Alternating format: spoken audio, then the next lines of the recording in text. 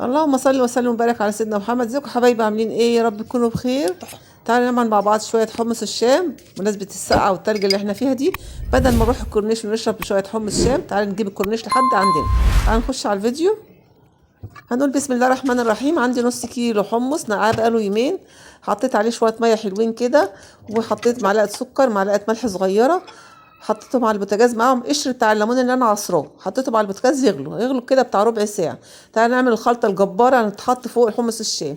عندي كوبايه ميه في الخلاط، عندي طماطميتين كده قطعتهم، بصلايه، 5 فصوص توم، حطيت معلقه ملح، حطيت معلقه كمون كبيره، معلقتين بابريكا كبار، حطيت عصره ليمونتين كبار.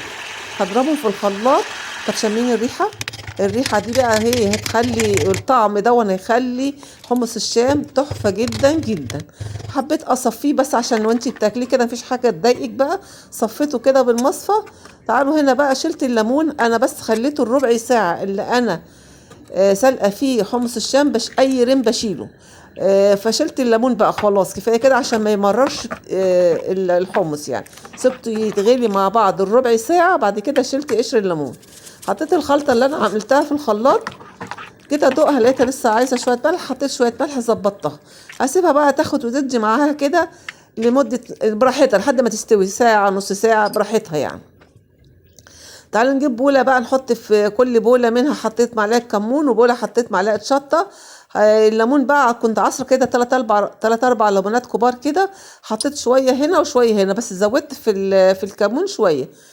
هنا دي الكوبايه دي فيها الميه بتاعه الخليط اللي انا عاملاها، ميه الحمص.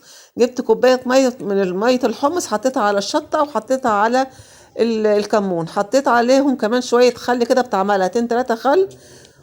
ده الدقة اللي احنا هنحطها على الحمص بتاعنا. كده الحمص بتاعنا استوى بقى تحفة جدا.